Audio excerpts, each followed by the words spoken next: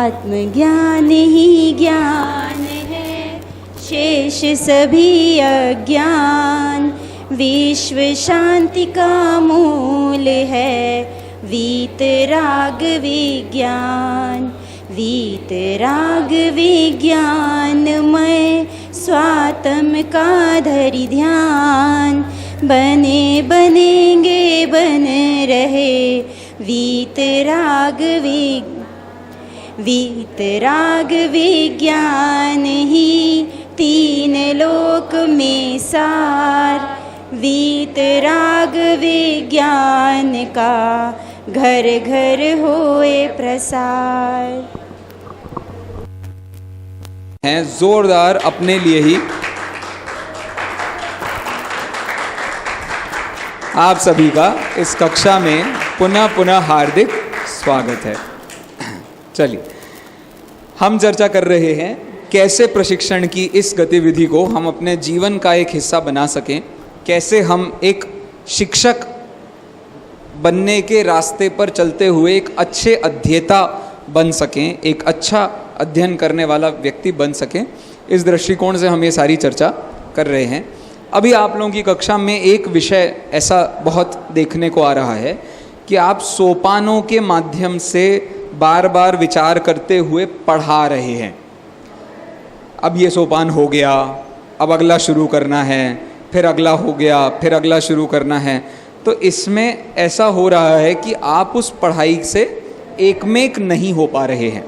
इस चिंता के कारण आज हमने ये विचार किया, थोड़ा सा हम इस विषय पर चर्चा करेंगे कि कैसे सोपानों से पार जाकर आप उस विषय के साथ एकमेक हो जाएं। ठीक है, आज आपसे सिर्फ इतने प्रश्न पूछे जाएंगे, प्रत्येक सोपान का क्या आवश्यकता थी।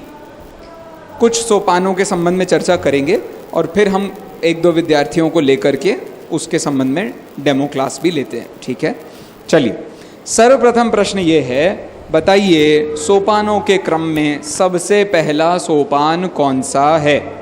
सबको पता है कौन सा है? बोलिए एक साथ। बोर्ड कार्य की क्या आवश्यकता है, इस पर विचार करना है। क्यों बोर्ड कार्य करना है और क्यों बोर्ड कार्य ऐसे ही करना है, इन दोनों बातों पर हम थोड़ा सा विचार कर रहे हैं। आपको कोई बेहतर उपाय भी मिलेगा तो अपन उसको चेंज भी करवाएंगे, आप चिंता मत कीजिए। आप लोगों के विचार, उपाय, सुझाव सब इस पुस्तक पर पहुंचने की कोशिश की जाएगी। बताइए क्या बोर्ड कार्य की क्या आवश्यकता है? बोलिए। माइक माइक माइक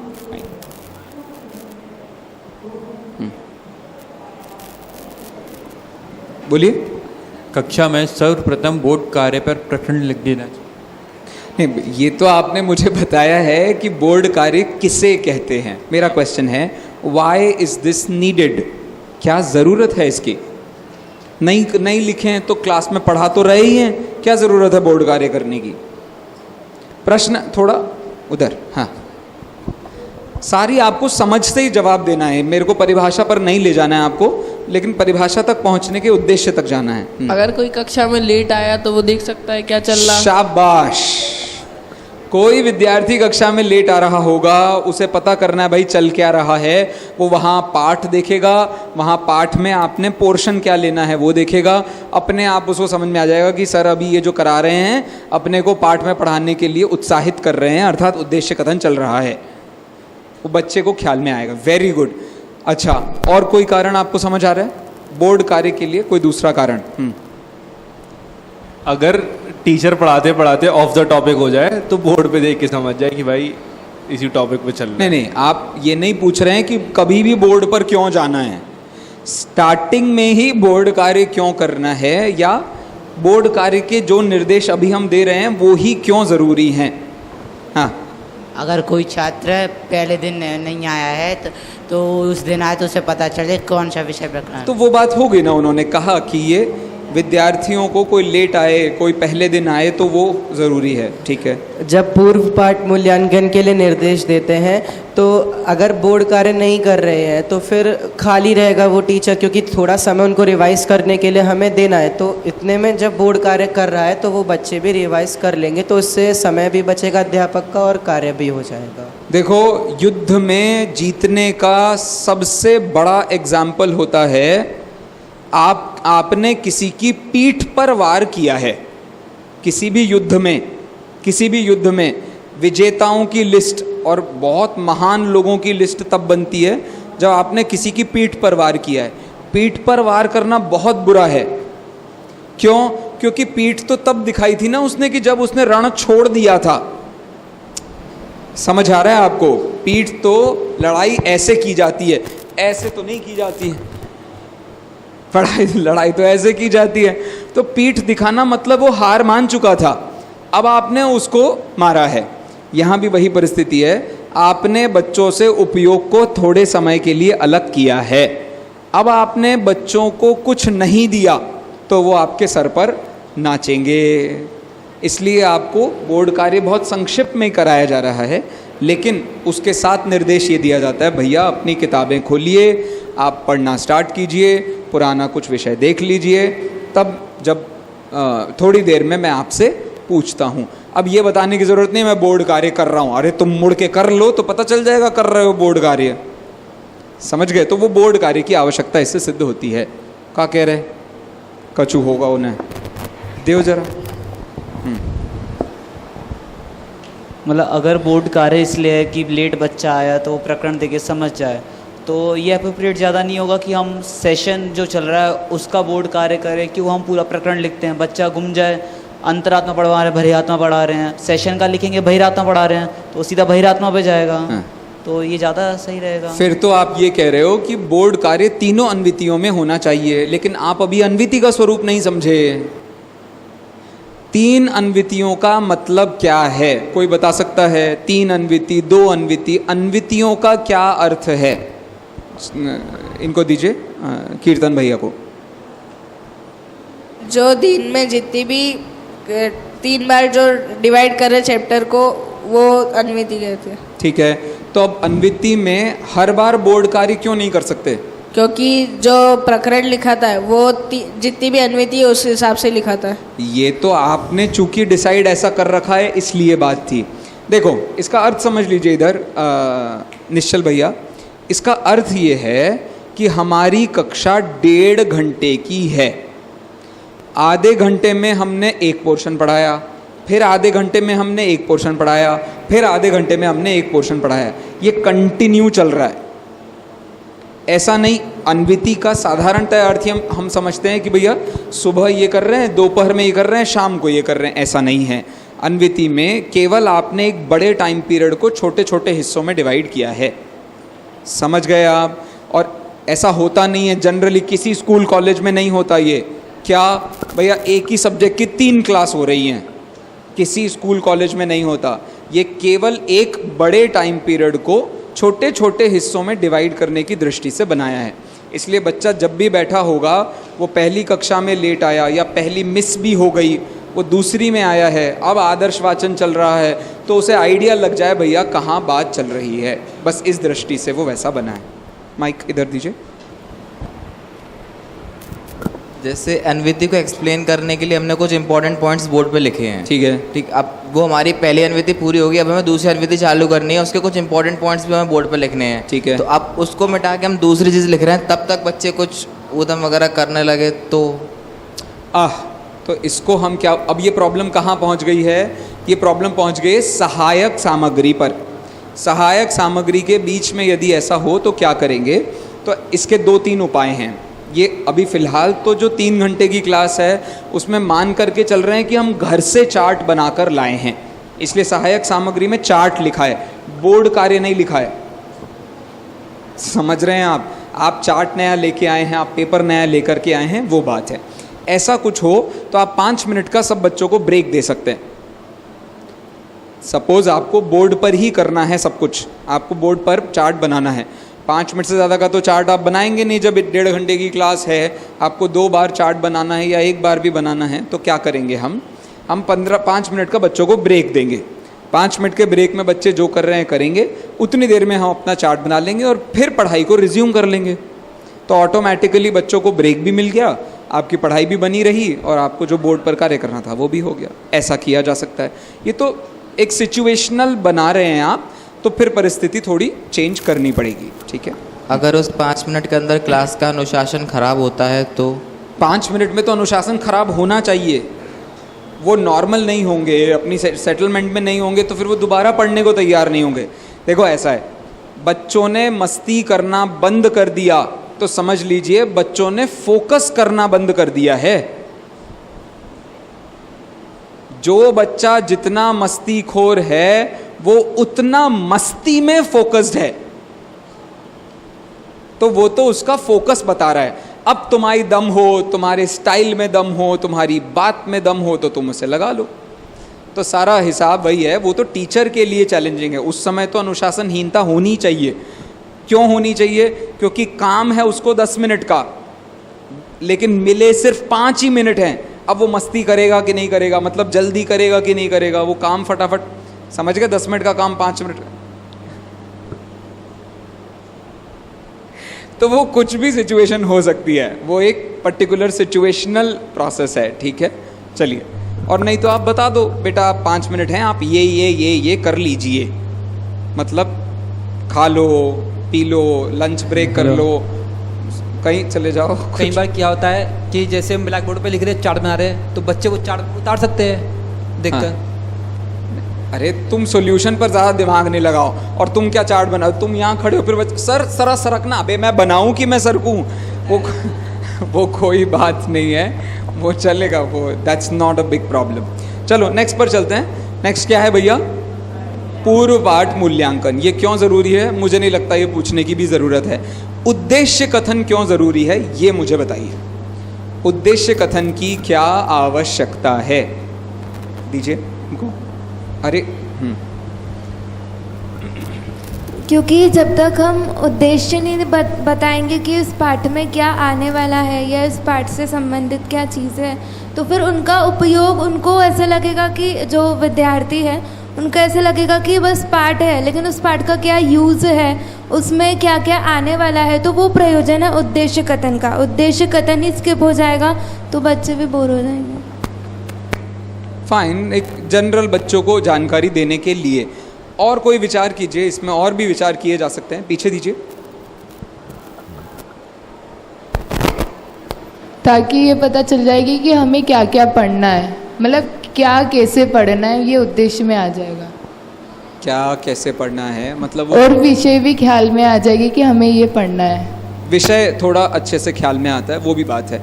और सोचिए, आपको अभी ये एक्चुअली आपके जो आंसर्स हैं ना, वो आपके उद्देश्य कथन को डिफाइन करते हैं।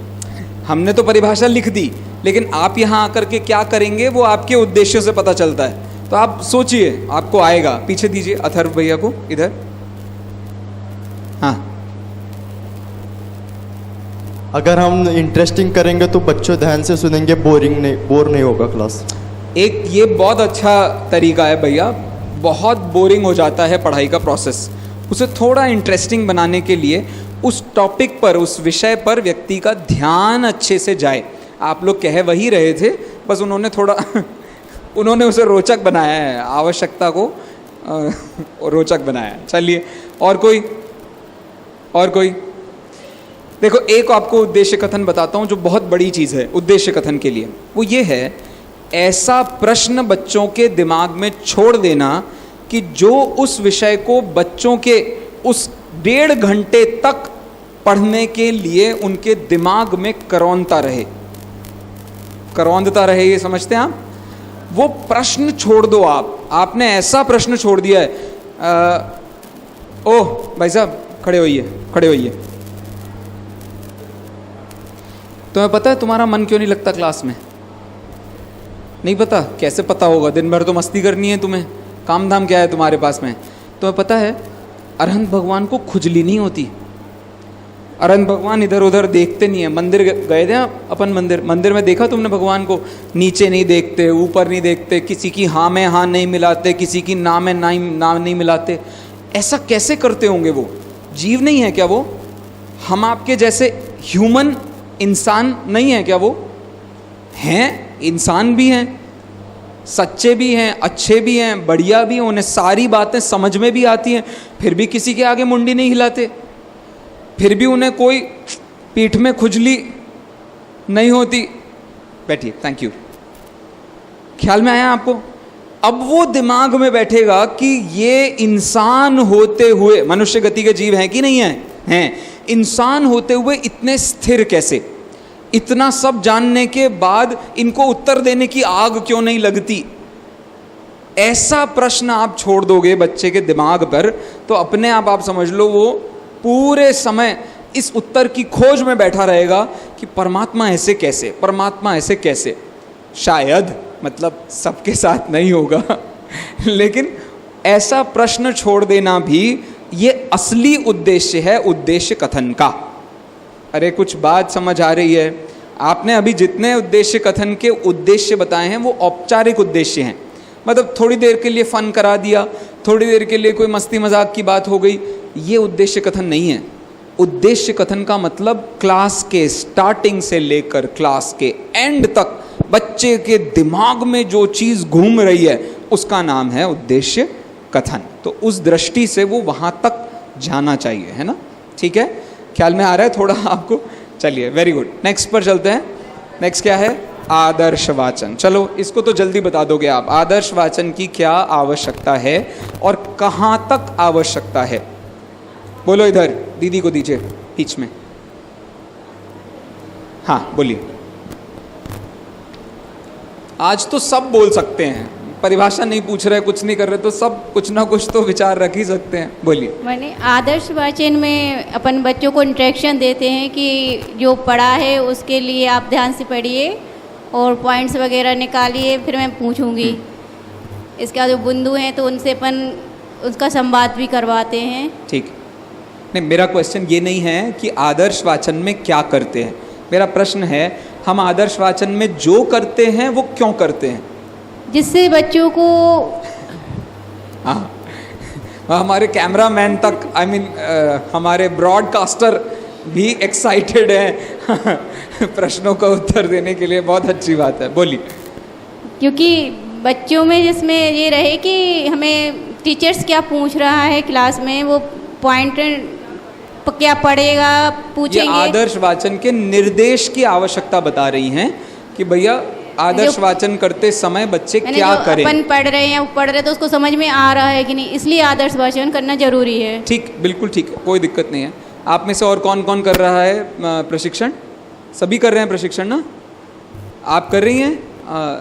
आप कर रही हैं प्रशिक्षण? कर रही हैं आप? हाँ हाँ, पीछे दीजिए। यस, बोलो माता जी, पीछे पीछे। प्रश्न साधारण है। उद्देश्य क्या है प्रश्न? आदर्श वाचन क्यों करना है, बताइए।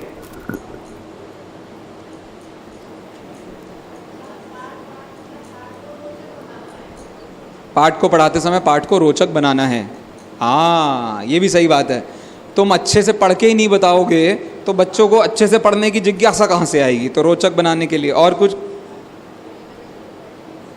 माइक को शायद अभी भी ठीक से काम कर नहीं रहा है। हाँ, और बोलिए। कोई दिक्कत नहीं है, अरे ठीक है, इनको दीजिए।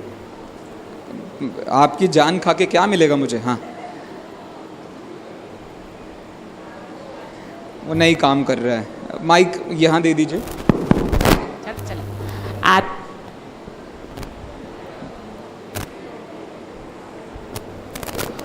हाँ, बंद कर दीजिए उसको। अच्छा, આદર્શ વાચન એટલે કરવું જોઈએ કે આપણને ખબર પડે કે આ પાઠ છે એ પદ્યમાં છે કે ગદ્યમાં છે, બે વસ્તુ. અને એનો રાગ જો પદ્યમાં હોય તો એને રાગનું લય પ્રમાણે એ બીજી વાર બોલી શકે એટલે એને ખબર પડે. અને ગદ્યમાં હોય તો આપણે જે વાંચવાની સ્ટાઇલ છે, ક્યાં બ્રેક થવું જોઈએ, એ એક શીખ છે કે બાળકોને સમજી શકે. અને એવી રીતે ભણે તો એ પણ લર્નિંગ છે. आप परिभाषा पर जाएं, आपको अपने आप आवश्यकता पता चल जाती है. हमने 3 शैलियों में क्यों पाठ को डिवाइड किया है, बस इसीलिए किया है कि टीचर करके दिखाएगा तो बच्चों के समझ में आएगा, वरना नहीं पता चलता. देखो आज भी कितने सारे हमारे जैसे बच्चे हो गए ना. बताओ निश्चल भैया, आप स्मारक में कौन सी कक्षा में पढ़ते हैं? फाइनल ईयर में आ रहे हैं आप, 5 साल आपको हो गए. आप हर छंद की लय जानते हैं? नहीं. ये प्रॉब्लम हो जाती है. तो कई बार आपको ऐसे प्रसंग पर भी आदर्श वाचन करवाना पड़ता है ताकि उसकी लय पता चले, उसकी व्यवस्था पता चले, उसका स्टाइल पता चले. और फिर हर पाठ में आपको उतना दिमाग भी लगाना पड़ता है. योगेंदु देव का डायलॉग कैसे पढ़ा जाएगा, प्रभाकर का डायलॉग कैसे पढ़ा जाएगा, दोनों का स्वरूप क्या है. अब अच्छा, आधार परिचय में आपको ये भी बताना चाहिए, आधार परिचय में पाठ के जो पात्र हैं वो भी बताना चाहिए, यदि विशेष पात्र हो तो. ठीक है, जैसे योगेंदु देव और प्रभाकर. कौन है प्रभाकर? शिष्य है. योगेंदु देव कौन है? आचार्य हैं. तो योगेंदु देव और प्रभाकर का संवाद ये क्यों लिखा गया है ऐसा? क्योंकि परमात्म प्रकाश के प्रारंभिक फर्स्ट पैराग्राफ में वो ऐसा ही संवाद दिया गया है, इसलिए हमने ऐसा ही लिखा है. ऐसा करके आप उसको समझा सकते हैं. ठीक, नेक्स्ट. अनुकरण वाचन, इसकी क्या आवश्यकता है? तो बता लोगे तुम, क्या है? मैचिंग करनी है. बंदर कैसा होता है? वो कहानी नहीं सुनी आपने? बंदर और टोपी, टोपी वाला और बंदर की कहानी सुनी है आपने? सबने सुनी है टोपी वाला और बंदर की कहानी? चलो कौन सुनाएगा वो टोपी वाले और बंदर की कहानी? आप सुनाएंगे? अरे बोलो जल्दी. टोपी वाला और बंदर अच्छे बिल्कुल नाटकीय रूप से अच्छे से एक्टिंग करके सुनानी है. पक्का? हाँ थोड़ा, हाँ थोड़ी बहुत, जैसा आप कर ले भाई, थोड़ा मज़ा आए, बात उतनी है. चलिए आइए आइए. और फिर उससे आपको बताना भी है कि ऐसा कैसे. आइए.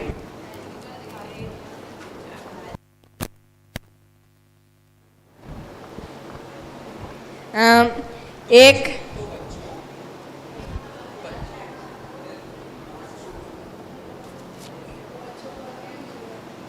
तो बच्चों, मैं आपको एक कहानी सुनाने जा रहा हूँ. एक समय पे एक टोपी बेचने वाला था. वो हर रोज़ बहुत नए नए गाँव में टोपी बेचने जाता था. डेली जाता था, रोज़ बेच के न वापस घर पे आ जाता था डेली. एक दिन क्या हुआ, वो टोपी बेचने गया. अब वो धूप बहुत तेज़ थी, बहुत कड़क धूप थी. तो उसने सामने एक पेड़ देखा और नीचे छाँव देखी, ठंडक थी वहाँ. तो उसने सोचा कि थोड़ी देर रेस्ट कर लेता हूँ. तो वहाँ पे गया वो, उसने टिफ़िन खोला, उसका खाना वाना खाया और सो गया. इतने में उसने उसकी जो वो थी टोपी की जो क्या बोलते हैं टोकरी थी, उसने उसमें साइड में रख के खाना वाना खा के सो गया वो. उसके बाद क्या हुआ, वो जो पेड़ था, पेड़ पे बहुत सारे बंदर थे. अब बंदरों ने क्या करा कि है ना, वो जितनी भी टोपियाँ थी उसकी, वो सारी टोपियाँ ले जा के एक एक ने पहन ली. सबने ने सब पेड़ पे चढ़ गए. थोड़ी देर 1-2 घंटे हुए, उसकी नींद खुली. फिर उसने देखा कि मेरी टोकरी तो खाली है. फिर उसने ऊपर देखा, ऊपर उसने देखा कि है ना बंदर उसकी टोपियाँ लेके मतलब ऊपर मस्तियाँ कर रहे. तो उसने फिर उन्होंने कहा टोपी दे दो, टोपी, मतलब ऐसे ऐसे कहा टोपी दो. तो वो ऐसे पाँव भड़कने लगा वो, तो बंदर भी पाँव भड़कने लगे. फिर ऐसे ही इसने 2-3 चीज़ें करी तो बंदर भी उसकी कॉपी करने लग गए. तब उसको समझ आया कि जैसा मैं कर रहा हूँ वैसे ही वो भी कर रहे. तो उसने जो टोपी पहन रखी थी उसने ऐसे छोड़ दी. तो सारे बंदरों ने जो टोपी पहन रखी थी उन्होंने भी ऐसे ऐसे छोड़ दी और उसने सारी पहन के तगा चल दिया वो.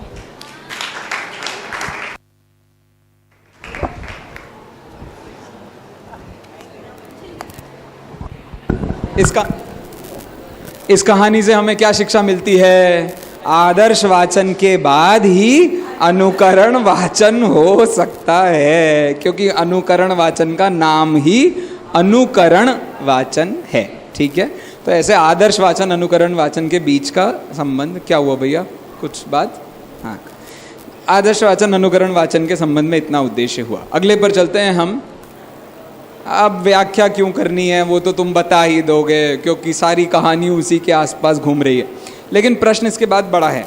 बोधगम्य प्रश्नोत्तर क्यों करने पड़ते हैं? क्या ज़रूरत है? हटा दो ना, सीधे सीधे बुलवा के याद करा दो, छुट्टी पाओ। बोधगम्य प्रश्नोत्तर क्यों करवाना है? असली आप इसके उद्देश्य तक पहुंचना पड़ेगा। कहाँ दे माइक? इधर अकिंचन जी को दीजिए। हाँ बोलो। बोधगम्य प्रश्नोत्तर इसलिए कराने हैं क्योंकि यदि आपने डायरेक्ट ऐसे ही बोल दिया बच्चों से कि ये जो आज पढ़ा है वो याद करके आना, तो वो हो सकता है नहीं भी करके आए। एक बार यदि हमने उनको लिखा दिया तो लिखने में ही आधे से ज़्यादा बात तो वो समझ ही जाएंगे। तो गृह कार्य को अच्छे से करवाने के लिए कॉपी में आपको वो प्रश्नोत्तर लिखवाने हैं। कोई और आपको उद्देश्य समझ आ रहा है? पीछे दीजिए, सबसे पीछे। कीर्तन जी से पीछे, नहीं आपके आगे। हाँ बोलिए, क्यों करवाना पड़ता है बेटा बोधगम्य प्रश्नोत्तर? ताकि बच्चे घर जाके भी उसको पढ़ सकें। ठीक है, एक कोई और कारण समझ आ रहा है आपको? ताकि भूल भी जाए तो फिर कॉपी में देखेंगे। अब घर जाके देख लेंगे, कॉपी में 2 बार देख लेंगे, 3 बार। रात को सोने से पहले देख लेंगे, सुबह उठने के बाद देख लेंगे। नहीं, रात को सोने के बाद देख लेंगे, सुबह उठने से पहले नेक्स्ट और बार पीछे दीजिए। उनको सहज याद भी हो जाता है लिखवाते समय। ये बहुत इंपॉर्टेंट है। थोड़ा थोड़ा जब आप लिखते हैं ना तो धीरे धीरे वो शब्द आपके दिमाग में बैठे रहते हैं। दिक्कत कब होती है?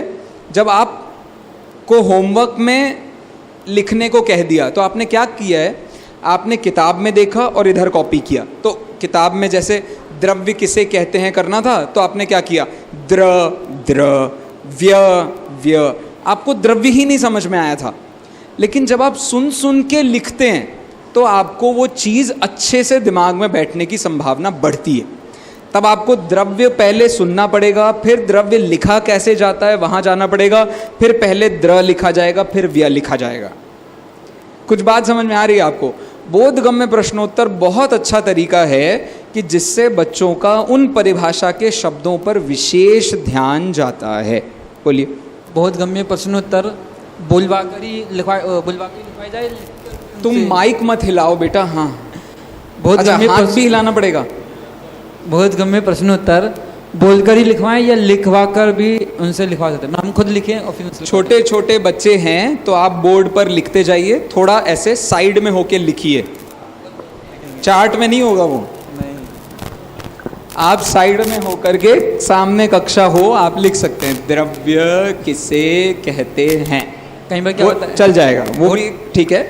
और थोड़े बड़े हो गए हों, डिक्टेशन में पास हो गए हों, तो आप उनको बोल करके भी लिखवा सकते हैं। पहले धीरे धीरे लिखवाना पड़ेगा, फिर आप तेज़ भी लिखवा सकते हैं।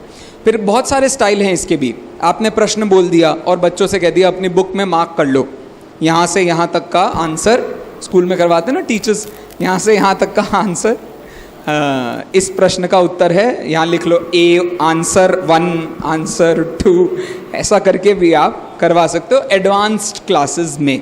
फिर बाद में जाकर के तो आप क्लास में सिर्फ परिभाषा बोल दो, उनको होमवर्क में दे दो, भाई घर जाकर के तुम्हें सारी परिभाषा लिख के लाना है। तो वो एडवांस क्लासेस में वो वाला काम भी हो सकता है। प्रारंभिक में हम उसको बोल बोल के करवा रहे हैं। बहुत बढ़िया, बहुत बढ़िया। लिखने की प्रैक्टिस बनी रहती है। एक्चुअली में हमारी परीक्षा जो होती है ना, लिखित परीक्षा होती है। तो कई बच्चे, ऐसा भी ऑनलाइन के समय क्या हुआ, बच्चों का लिखने का बिल्कुल छूट गया अभ्यास। तो उनके जब एग्ज़ाम हुए तो एग्ज़ाम में वो लिख नहीं पा रहे थे या बहुत स्लो लिख पा रहे थे। तो लिखने की प्रैक्टिस हमारी ये लिखने से होती है, क्योंकि हमारी परीक्षा लिखित होती है ना। तो इस बात का भी हम समझेंगे कि बोधगम्य में लिखना बहुत ज़रूरी है ना। चल, तो होमवर्क करने के लिए, परीक्षा के लिए, और तीसरा क्या था, उस शब्दों पर विशेष ध्यान जाने के लिए। दादाजी कह रहे माइक। ये हम लोगों पे लागू होता है। अब मैं क्या, रिटायर्ड होने के बाद में काफ़ी दिनों से लिखा पढ़ी नहीं की, तो लिखने में वो दिक्कत होती है। क्या बात है, क्या बात है भाई साहब। श्रुत ज्ञान का साथ कभी न छूटे, इस कसम से हम उसको लेखन का विषय बना लेते हैं। क्योंकि श्रुत ज्ञान शास्त्र कोई किताबें तो है नहीं। अरे शास्त्र किताबों का नाम थोड़ी है, वो तो उस क्षयोपशमी ज्ञान का नाम है जो आपने अपने अंदर स्थापित करने का विचार किया है। किताबों में कुछ नहीं है। अब मैं अभी किताब कह रहा हूँ तो आपको थोड़ा बुरा लग सकता है, लेकिन मैं आपको उसे दिल में समाने की कह रहा हूँ तो फिर तो और बड़ी बात हो गई ना। तो वो समझने का विषय यहाँ ज़्यादा था। चलो बहुत बढ़िया सर। और बचा है, चैन नहीं है बिल्कुल। हाँ, एक जो हम क्विक रिवीजन कहते हैं कि बच्चों को करने के लिए, तो हो गया ना होमवर्क वाले पार्ट में। अब जो पूर्व पाठ मूल्यांकन से पहले, बोर्ड कार्य से पहले कहते हैं, वो चैप्टर से करना पॉसिबल नहीं है। उसके बाद भाव भाषण परक और जीवन उपयोगी जब प्रश्न पूछते हैं तो एकदम पकड़ में आना पॉसिबल नहीं है कि ये किस लिए है, पर एक बार नज़र घुमा लो तो इस पॉइंट पे ऐसा बोलिए, पूर्व पाठ मूल्यांकन के लिए भी उन बोधगम्य प्रश्नोत्तरों की बहुत अधिक अनिवार्यता है। ठीक है, बहुत बढ़िया, कितने सारे पॉइंट निकाल लिए भाई आप लोगों ने, बहुत अच्छे अध्यापक बन रहे हैं। एक बार फिर से अपने लिए ताली हो जाइए। चलिए नेक्स्ट टॉपिक पर चलते हैं। वस्तुनिष्ठ प्रश्नोत्तरों की क्या आवश्यकता है? बहुत ज़रूरी है, वस्तुनिष्ठ प्रश्नोत्तरों की क्या आवश्यकता है। इनको दीजिए भैया को, नाम ही भूल जाता हूँ मैं, नाम बताइए। अथर्व। अथर्व, ये क्या हो रहा है? दोनों का नाम ही अथर्व है? अच्छा हाँ, फिर ठीक है, बोलिए। बच्चों को समझ में आएगा कि पेपर में कैसे प्रश्न आते हैं अलग अलग, इसलिए वो लिखवा चलेगा। पेपर में तो वैसे चौथे सोपान से ही प्रश्न आएंगे। फिल इन द ब्लैंक के भी आ सकते हैं। हाँ नहीं, फिल इन द ब्लैंक में भी पूछे जाते हैं, सही है। हाँ या नहीं में भी पूछे ही जाते, सही बात है, बहुत बढ़िया। एग्जाम में कैसे भी तरीके से आपसे प्रश्न पूछे जा सकते हैं, ट्रू फॉल्स में पूछे जा सकते हैं, फिल इन द ब्लैंक में पूछे जा सकते हैं, और इसीलिए तो इनका नाम वस्तुनिष्ठ है। वस्तुनिष्ठ प्रश्नोत्तरों का ऐसे ही, बहुत बढ़िया, एग्जाम की तैयारी के लिए। Very good. और बताइए, उसको देखना सीधे एग्जाम याद आया, हमें कोई मतलब नहीं पढ़ाई लिखाई से, पेपर दे दो छुट्टी पाओ।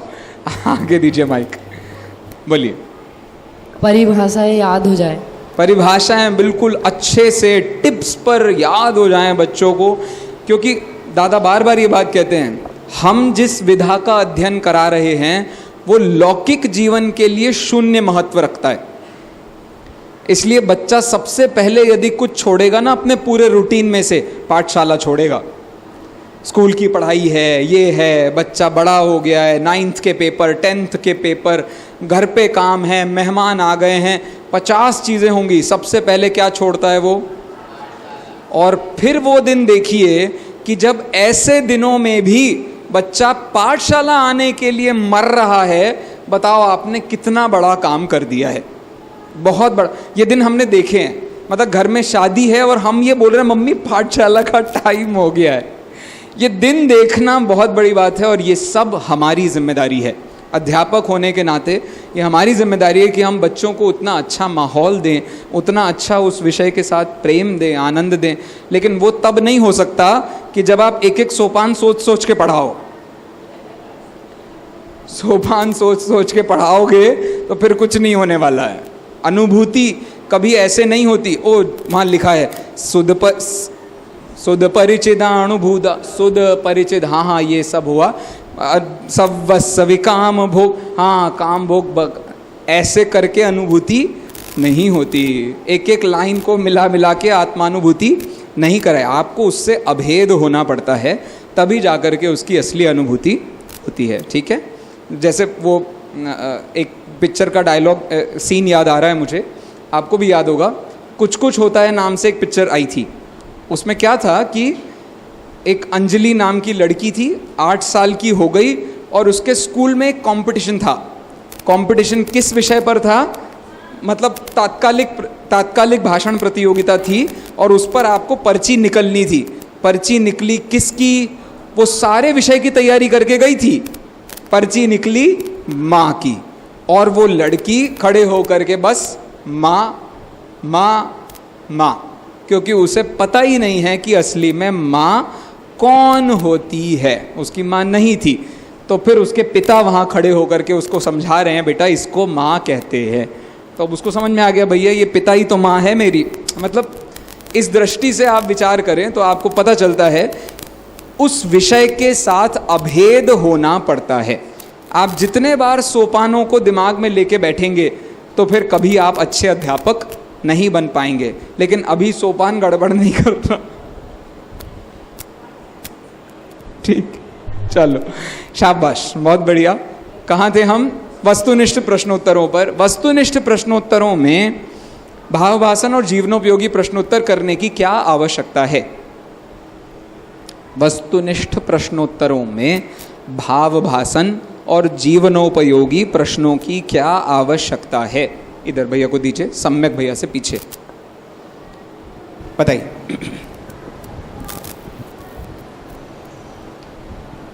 अच्छा चलो, भावभासन प्रश्नोत्तर क्यों करते हैं? माइक में बोलिए। भावभासन के लिए।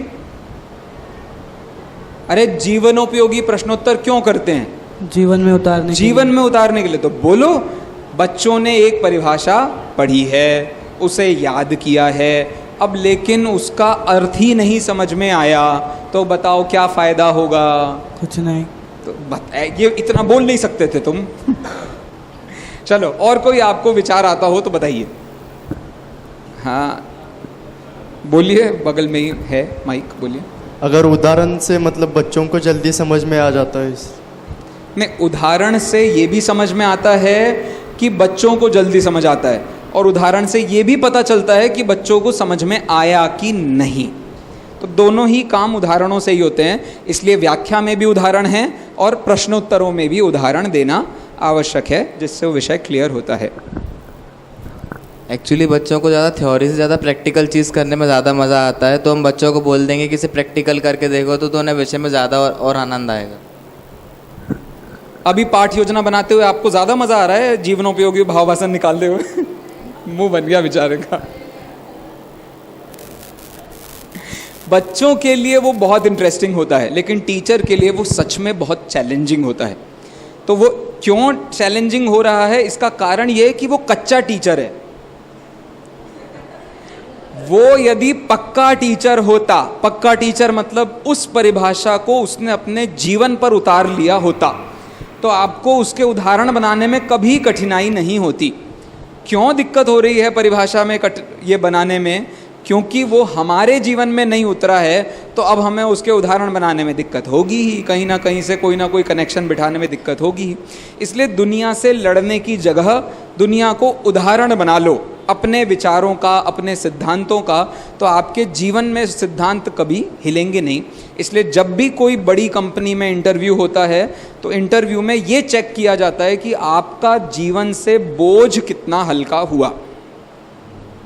एक आईएएस के इंटरव्यू में ये नहीं पूछा जाता, बताओ ज़रा बहादुर शाह जफ़र कब हुआ था, बताओ औरंगज़ेब ने सबसे पहले किस पर चढ़ाई करी थी।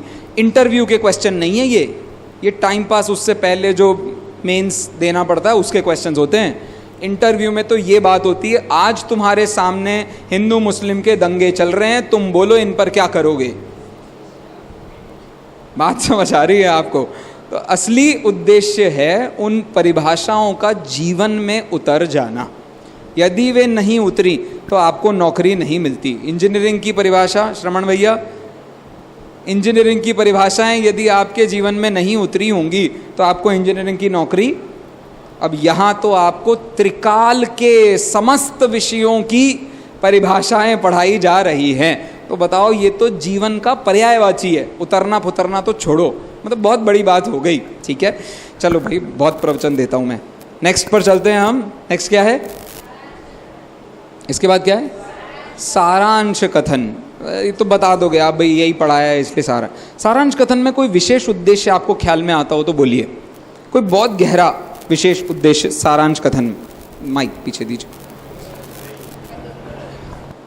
कॉन्सेप्ट क्लियर हो जाता है कि क्या क्या पढ़ा, क्या क्या पढ़ाना, पढ़ा क्या क्या पढ़ा है उसका कॉन्सेप्ट क्लियर। उसके लिए तो भावभाषण जीवनोपयोगी हो गए थे ना देवी जी। पर ये बिंदु पर चर्चा चली, वो ये भावभाषण जीवनोपयोगी के चक्कर में बच्चे ये भूल जाते हैं कि असली परिभाषा कहाँ चल रही थी, तो उनको दोबारा परिभाषा तक पहुँचाने के लिए सारांश कथन की आवश्यकता होती है। फिर समापन और मूल्यांकन तो वो समापन और गृह कार्य तो चूँकि दिन खत्म हो रहा है, अब पता नहीं कितने क्या 22 घंटे 22.5 घंटे बाद मिलेंगे ना। अरे 1.5 घंटे की क्लास हो तो अब 22.5 घंटे बाद मिलेंगे ना, तो तब तक बच्चों के पास क्या है? वही समापन और गृह कार्य तो है। इसलिए उस संबंध में हम प्रश्न पूछ करके विचार कर लेते हैं। चलिए, आपके मर्जी का पाठ लीजिए और कोई भी एक व्यक्ति उस पाठ को पढ़ाने के लिए आना है। आपकी मर्जी का पाठ है अनविति मैं बता देता हूँ। पहले दिन, दूसरे दिन की पहली अनविति, कोई भी पाठ लीजिए, दूसरे दिन की पहली अनविति होनी चाहिए।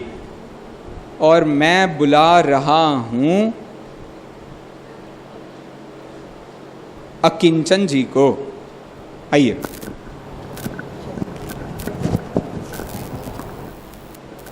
भाई 2-2, 4-4 पाठ अब आपके तैयार हो रहे होंगे, ऐसी मेरी आशा है। आप तैयारी रखते जाइए, सरल पाठ ज़्यादा कीजिए। सप्त व्यसन जल्दी से हो जाएगा आपका पाठ, अहिंसा एक विवेचन जल्दी से हो जाएगा। ये छोटे छोटे पाठ हैं, लेकिन आपकी असली परीक्षा तो आत्मा परमात्मा और 7 तत्व से है। वो पकड़ में नहीं आए पाठ तो फिर तो फेल हो जाएगा, पूरा हमारा सिस्टम ही फेल हो जाएगा। आइए।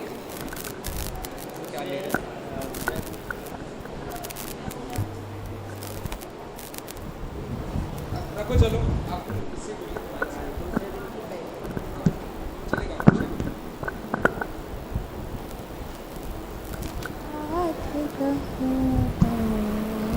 पाठ ले रहे हैं भाई साहब 7 तत्व, चैलेंजिंग, और विषय लिया है उन्होंने द्रव्य दृष्टि का विषय, दूसरे दिन की पहली अनविति के रूप में। ठीक है।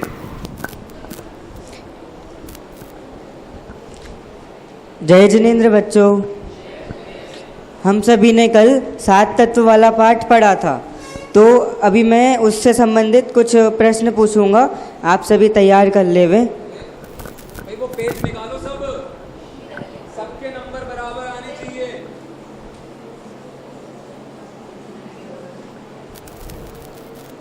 भाई साहब यहाँ से नंबर दे रहे हैं, ये नंबर मैच होने चाहिए बिल्कुल पक्के, एक भी कम ज्यादा हुआ बस फिर तुम और मैं आउटसाइड द क्लास।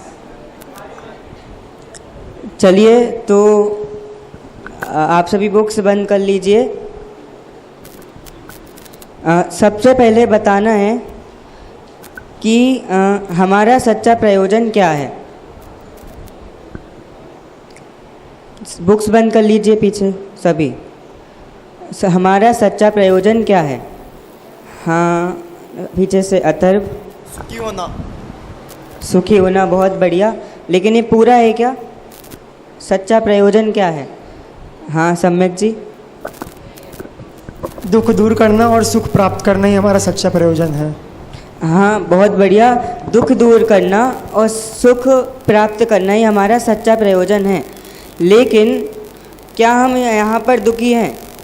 मतलब सोचिए कि हमारे पास सारी अनुकूलताएं हैं, टाइम से खाना मिलता है, कोई स्कूल जाने के लिए कोई फोर्स नहीं करता है, और कहीं भी जाना है तो गाड़ी है और सब कुछ है, तो हम दुखी क्यों हैं फिर? यहाँ पर बताना है।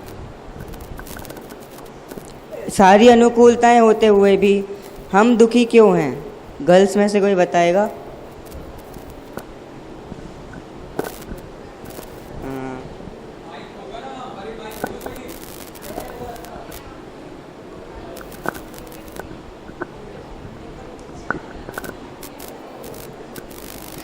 अच्छा, चलो मैं ऐसे पूछता हूँ कि आप सुखी होना चाहते हैं, इसका मतलब आप दुखी तो हैं ही। तो मैं पूछना चाहता हूँ, आप दुखी किस चीज़ में हैं, या फिर दुख का क्या मूल कारण है? जी। तो ये भाई साहब बोल रहे हैं कि कमर में बहुत दर्द रहता है, तो दर्द का अनुभव हमें क्यों हो रहा है? बताइए। क्योंकि इनने शरीर में अपनापन किया, इसलिए दुखी, इनको कमर में दर्द हो रहा है। बहुत बढ़िया। हम सभी अब आपको कमर में दर्द इसलिए हो रहा है क्योंकि आपने अपने शरीर में अपनापन किया, और दुख का मूल कारण भी यही है। हम सभी ने कल पढ़ा था कि हम सभी किसी न किसी इच्छा के कारण, इच्छा की पूर्ति में ही दुख मानते आ रहे हैं। तो जैसे हम कहीं भी जा रहे हैं या फिर मार्केट जा रहे हैं, और मुझे जो लेना था, मतलब पेन लेने जा रहे थे, और लेकिन वो पेन नहीं मिला, तो मैं दुखी हुआ।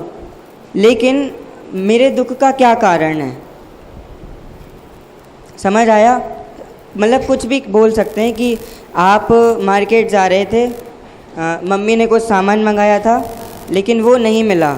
अब आप इसलिए दुखी हो रहे हैं कि मम्मी, अब मैं घर जाऊंगा तो मम्मी बहुत डांटने वाली है क्योंकि सामान तो अब मिला नहीं।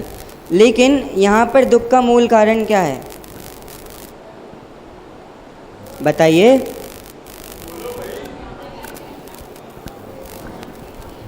हाँ सम्यक। हमारी इच्छा ही दुख का कारण है कि हमने इच्छा की थी कि वो चाहिए और अब वो नहीं मिला तो हमें दुख हो रहा है। बहुत बढ़िया। मम्मी ने भी सामान मंगाया था क्योंकि उनको वो चीज़ चाहिए थी, उनको उस चीज़ की ज़रूरत थी, और हम वो सामान लेने भी इसलिए गए थे कि अब भले ही इच्छा नहीं थी लेकिन वो मम्मी की इच्छा पूरी करने हम सामान गए थे।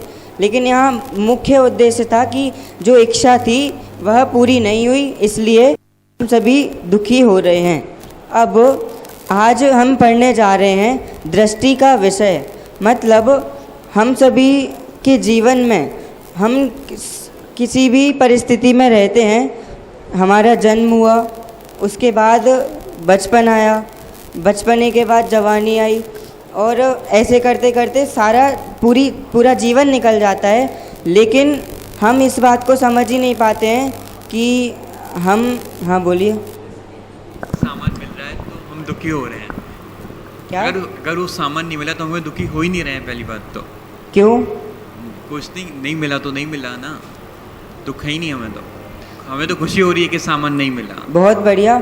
इनका कहना है कि यदि वो सामान नहीं मिला, लेकिन यहाँ पे मैं एक चीज़ कहना चाहता हूँ, हम सभी यदि ऐसा सोचेंगे कि परद्रव्य मेरे हैं ही नहीं, या फिर उनके मिलने ना मिलने से मेरा कुछ भी नहीं होता है, या फिर मेरा इष्ट अनिष्ट नहीं होता है और मैं दुखी नहीं होता हूँ। बस आज हम यही पढ़ने जा रहे हैं कि हम सभी की को इच्छाओं में या फिर कुछ भी इष्ट अनिष्ट बुद्धि करते हैं हम पर पदार्थों में, तो के लिए मतलब हम जन्म हुआ, जन्म लेते ही साथ बच्चे की क्या इच्छा होती है कि मम्मी डांटे ना, या फिर मैं जो भी कुछ कर रहा हूँ नई नई चीज़ों को एक्सप्लोर करना चाहता है वो, तो वह भी कुछ ना कुछ इच्छा करता है। तो आज हम यहाँ पर पढ़ने जा रहे हैं दृष्टि का विषय।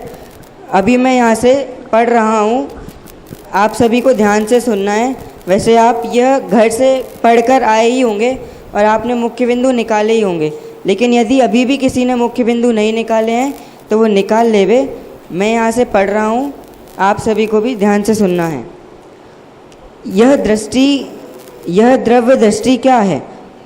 प्रवचनकार, सप्त तत्व को यथार्थ जानकर समस्त पर पदार्थों और शुभाशुभ आश्रवादी विकारी भाव तथा संवरादि अविकारी भावों से भी पृथक, सभी बुक में देखिए, ज्ञानानंद स्वभावी त्रिकाली ध्रुव तत्व ही दृष्टि का विषय है।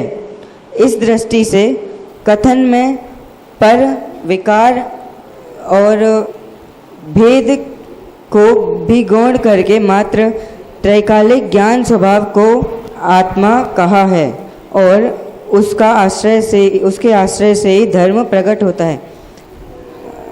आप बातें कर रहे थे, अब आप ही उठ जाइए। मैं कहाँ पढ़ रहा हूँ वो बताना है, मैंने अभी कहाँ छोड़ा वो बताना है। अभी ध्यान रखिए, बातें नहीं करना है। सम्यक जी आप भी बातें कर रहे थे, बताइए कहाँ छोड़ा? प्रकट होता है, आश्रय से धर्म प्रकट होता है, यहाँ पे आपने ख़त्म किया था। ठीक है। तो अभी मैंने यह पाठ पढ़ा। तन्मय जी आप, कीर्तन जी आप जिज्ञासु हैं और तन्मय जी आप प्रवचनकार हैं। अभी ये पाठ को पढ़ रहे हैं, आप सभी को ध्यान से सुनना है और जो भी गलती हो वह नोट करना है, बाद में पूछी जाएगी। हाँ खड़े होइए। यह द्रव्य दृष्टि क्या है? सप्त तत्वों को यथार्थ जानकर समस्त पर पदार्थ और शुभाशुभ आश्रवादी विकारी भाव तथा संवराधिक अविकारी भावों से पृथक ज्ञानानंद स्वभावी त्रिकाली ध्रुव आत्म तत्व ही दृष्टि का विषय है। इस दृष्टि से कथन में पर, विकार और भेद को भी गौण करके मात्र त्रैकालिक ज्ञान स्वभाव को आत्मा कहा है और उसके आश्रय से ही धर्म अर्थात संवर निजरा प्रकट होता है। जिन मोह राग द्वेष भावों के निमित्त से ज्ञानावरणादि कर्म आते हैं, उन मोह राग द्वेष भावों को तो भावाश्रव कहते हैं। उसके निमित्त से ज्ञानावरणादि कर्मों का स्वयं आना द्रव्याश्रव है। इसी प्रकार आत्मा का अज्ञान, मोह राग द्वेष, पुण्य पाप आदि विभाव भावों में रुक जाना स्वभाव बंध है और उसके निमित्त से पुद्गल का स्वयं कर्म रूप बनना। यहाँ तक तो मैंने पढ़ा ही नहीं था, चलो बैठ जाइए। हम आज ध्यान से सुनिए, मैंने पढ़ा था आश्रवादी आश्रय से ही धर्म अर्थात संबंध निजरा प्रकट होता है। किसके आश्रय से? वो त्रैकालिक ज्ञायक स्वभाव के आश्रय से। अब हमने अभी यह पढ़ा, इस पूरे पैराग्राफ में किस किस ने मुख्य बिंदु निकाले हैं? हाँ, आप बताइए। 7 तत्वों को यथार्थ जानकर समस्त पर पदार्थ और शुभाशुभ आश्रवादी विकारी भाव तथा संवरादि विकारी भाव। पूरी परिभाषा नहीं पढ़नी है, मतलब पहला पॉइंट क्या बन सकता है वो बताना है आपको। पहले 7 तत्वों को जानना, यथार्थ जानना, बहुत बढ़िया। फिर उसके बाद अगला पॉइंट आप बता दीजिए या फिर। समस्त पर पदार्थ और शुभ शुभ आश्रवादिक विकारी भाव तथा संवरादिक अविकारी भाव से पृथक ज्ञानानंद स्वाभाविक त्रिकाली ध्रुव आत्म तत्व ही दृष्टि का विषय है। बहुत बढ़िया। और कोई इसके अलावा कोई और पॉइंट? हाँ बताइए पीछे से। इस दृष्टि से कथन में पर भेद और गौण, पर विकार और भेद को भी गौण करके मात्र त्रैकालिक ज्ञान स्वभाव को आत्मा कहा है। बहुत बढ़िया। और कोई इसके बारे में बताएगा? सब बताइए सम्यक जी। जो आत्मा है उसके आश्रय से ही धर्म मतलब संवर निजरा प्रकट होता है, वो जो त्रैकालिक ज्ञान स्वभाव आत्मा। बहुत बढ़िया। अब ये जितने भी हमने पॉइंट पढ़े, इनका क्या क्रम सही है या फिर हम इनको आगे पीछे या फिर कर सकते हैं ऐसा कुछ? क्यों सही है? सही बोला था किस किस ने? यह जो क्रम है वह सही है, तो क्यों सही है? हाँ आंटी आप बताइए, माइक दीजिए।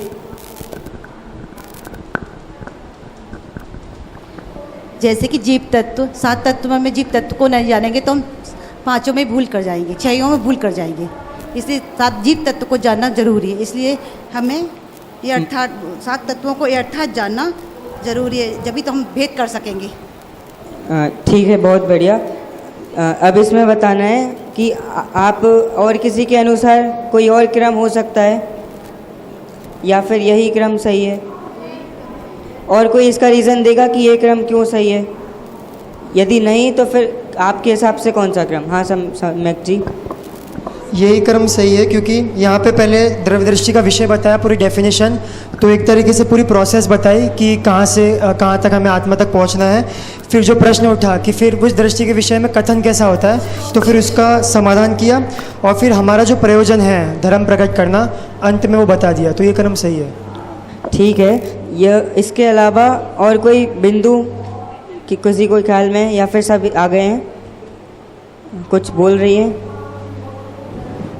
हाँ अभी यहाँ पे समस्त बिंदु आ गए हैं। तो यहाँ पे एक समस्त पर पदार्थ, हमने इसके पहले भी पर पदार्थ मतलब इसके पहले आत्मा और परमात्मा वाले पाठ में कुछ पढ़ा था इससे संबंधित। तो आपको ये बताना है कि पर पदार्थ में हम क्या क्या ले सकते हैं। आत्मा परमात्मा वाला पाठ तो सभी पढ़ के आए हैं ना, बताइए वैसा। बहुत बढ़िया।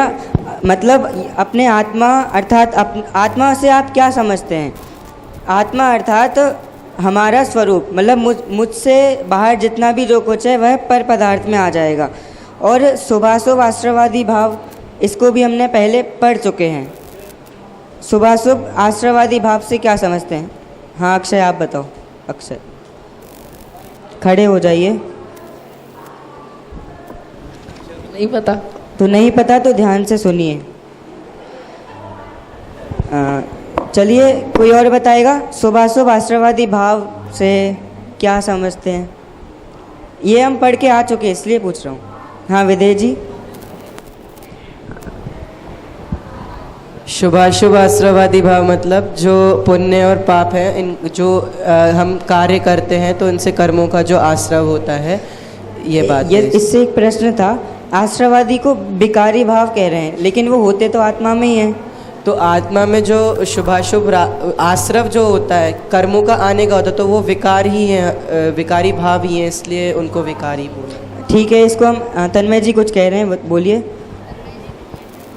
इसका विशेष स्पष्टीकरण ये हो सकता है कि जैसे आत्मा का स्वभाव नहीं है, इसके लिए वह विकारी भाव है।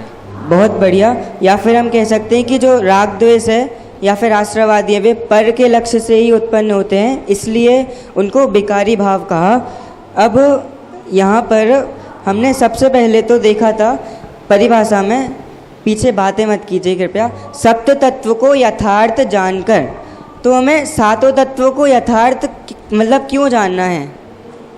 हमें सातों तत्वों को यथार्थ क्यों जानना है? ये हमने कल वाले पाठ में ही पढ़ा था कि सातों तत्वों को यथार्थ जानना मतलब जीव का स्वभाव जैसा है उसको जीव के स्वभाव को वैसा ही जानना। इसी प्रकार जीव अजीव के स्वभाव को यथार्थ जानना। यदि हम सातों तत्वों को यथार्थ नहीं जानेंगे तो जो हमारी भूल आ रही है, मतलब हमने यदि किसी भी गार्डन बहुत अच्छा था, वहाँ पे बहुत सारे पेड़ पौधे थे, तो उसमें इष्ट मान लिया, हम वहाँ डेली घूमने जाने लगे तो हमें उसमें आनंद मानने लगे। लेकिन यदि हम इन सभी को मतलब सातों तत्वों को यथार्थ नहीं जानेंगे, क्योंकि जो गार्डन था वो तो पर है, अजीब है, लेकिन हम उससे सुख मान रहे हैं या फिर इच्छाओं में पूर्ति मान रहे हैं। तो यदि हम सातों तत्वों को यथार्थ नहीं समझेंगे तो हम जो आगे भूल हो रही है हमसे, संभव नेजरा आदि हो रहे हैं, आश्रव बंद हो रहे हैं, संभव नेजरा नहीं हो रहे हैं, तो इसलिए हमें सबसे पहले सातों तत्वों को यथार्थ जानना आवश्यक है। अब यहाँ पर कह रहे हैं कि पर पदार्थ और शुभाशुभ आश्रवादी तथा जो संवरादि अविकारी भाव हैं, सभी से भिन्न हमें क्या जानना है। अब इसको एक एग्जाम्पल से समझेंगे कि जैसे वैसे सोना बहुत महंगा है, आप लोग खरीदने नहीं जाएंगे, लेकिन यदि आप किसी भी मतलब सोने की दुकान पे, ज्वेलर्स की शॉप पर गए और आपने गोल्ड खरीदा वहाँ से, अब वो जो दुकानदार है वो आपको पहले पॉलीथीन में पैक करेगा, फिर उसको किसी डिब्बी में रखेगा, फिर पर्स में रखेगा और फिर बैग में रख के आपको देगा। तो क्या, लेकिन वो बैग बहुत अच्छा था, तो क्या आप उस बैग को ही अपना मान लेंगे? मतलब क्या आपकी दृष्टि उस बैग पर ही रहेगी? या फिर आप जिस उन सभी जो बेकार है, अर्थात जो पॉलीथीन है, बाहर का जितना भी जो पैकिंग है, उन सभी से भिन्न आपकी दृष्टि उस सोने पर ही रहेगी। क्यों? क्योंकि वह अधिक मूल्यवान है उस पॉलीथीन से। ठीक उसी प्रकार हमारा जो स्वरूप है वह ज्ञान स्वरूपी, सब आनंद स्वरूपी है, लेकिन यदि हम उस पर दृष्टि नहीं रखेंगे, इसी कारण से बंद होता आ रहा है। सर एक क्वेश्चन है। जी कहिए। आप बहुत इम्प्रैक्टिकल बातें कर रहे हैं, मतलब सातों तत्वों को जानकर, सात तत्व में तो विश्व के सारे पदार्थ आ गए, अब मैं दुनिया भर में किस किस को जानना है? पहले एक वर्ल्ड टूर प्लान करूं, उसके बाद में द्रव्य दृष्टि का विदेश समझ में आएगा? नहीं, मतलब यदि हमने मात्र जीव तत्व को जान लिया तो हम जितने भी बाहर के पदार्थ हैं उनको पर ही जान लेंगे। मतलब जो जीव तत्व है उसको मैं अर्थात स्वयं का स्वभाव यदि समझ लिया तो अन्य जितने भी पदार्थ हैं उनको पर पदार्थ में हम गिन लेंगे, क्योंकि हमें मुख्य जो हमारा प्रयोजन है वो तो अपने स्वरूप से ही है, और जो बाहर का जितना भी पर पदार्थ हैं उनसे हमारा कोई मुख्य प्रयोजन नहीं सधता, इसलिए हमें उनको अधिक जानना, एक एक को अलग अलग जानना, उसकी कोई आवश्यकता नहीं है। तो अब यदि हम या फिर एक बच्चा सब्जी लेने गया और उसको वहाँ पर स्वीट कॉर्न दिखा, अब उसने स्वीट कॉर्न लिया, लेकिन जो दुकानदार था उसने स्वीट कॉर्न को कवर मतलब उसका जो छिलका था उसके साथ ही तोल दिया, लेकिन फिर भी उसने स्वीट कॉर्न लिया और लेने के बाद वो घर आ गया। तो क्या बताइए, तो ऐसा तो नहीं होगा ना कि वो छिलके के साथ ही उस स्वीट कॉर्न को खा जाएगा। उसकी दृष्टि जो अंदर माल था, जो मुख्य मतलब जो स्वीट कॉर्न था उसकी दृष्टि उस पर थी, इसलिए उसने छिलके सहित भी ले लिया। लेकिन जब उसको खाया जाएगा या फिर जब उसका आश्रय लिया जाएगा या फिर उसको भोजन में जब लेंगे तो हम छिलके नहीं खाएंगे, छिलकों को उठा लेंगे। इसी प्रकार जब हम अपने स्वरूप को समझेंगे तो आश्रयवादी जितने भी विकारी भाव हैं उनको भी हटाकर और जितने भी संवरादि अविकारी भाव हैं उनको भी पृथक कर कर अपने एकमात्र मतलब ज्ञान स्वभावी जो ध्रुव तत्व है जिसका कभी नाश नहीं हुआ, उस तत्व की का ही आश्रय लेंगे। वही उसको ही यहाँ पर दृष्टि का विषय कहा है।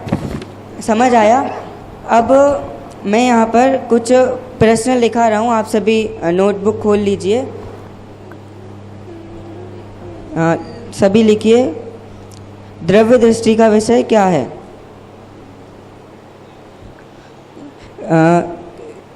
सप्त तत्वों को यथार्थ जानकर प्रश्न बोल दो। दृष्टि का विषय क्या है? जो त्रिकाली ज्ञान स्वभावी आत्मा है। प्रश्न ही है, हाँ प्रश्न, हाँ। ज्ञान स्वभावी आत्मा जो है उसमें पर विकार का भेद किस प्रकार पड़ता है? दृष्टि का विषय क्या है? भेद से क्या समझते हैं? पर पदार्थों में क्या क्या आ जाता है?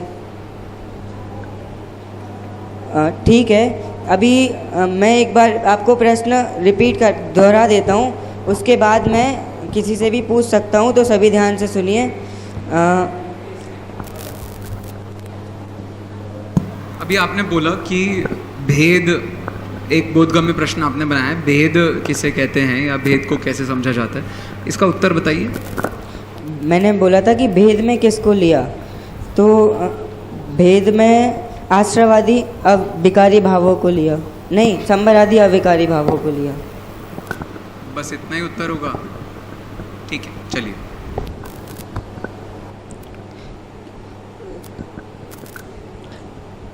सप्त तत्वों को, सभी ध्यान से सुनिए, सप्त तत्वों को यथार्थ जानकर समस्त पर पदार्थों और शुभाशुभ आश्रयवादी विकारी भावों तथा संवरादि अविकारी भावों से पृथक ज्ञानानंद स्वभावी ध्रुव त्रिकाली ध्रुव आत्म तत्व ही दृष्टि का विषय है। सभी, मैं एक बार फिर से बोल रहा हूँ, ज्ञानानंद स्वभावी ध्रुव आत्म तत्व ही दृष्टि का विषय है।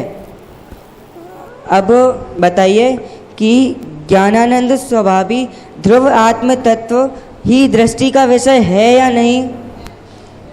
हाँ कीर्तन जी, है। बहुत बढ़िया। ज्ञानानंद स्वभावी ध्रुव आत्म तत्व ही दृष्टि का विषय है या फिर पर्याय का विषय है? बताइए। दृष्टि का विषय, बहुत बढ़िया। ज्ञानानंद स्वभावी ध्रुव आत्म तत्व ही किसका विषय है? बताइए। दृष्टि का विषय, बहुत बढ़िया। दृष्टि का विषय क्या है?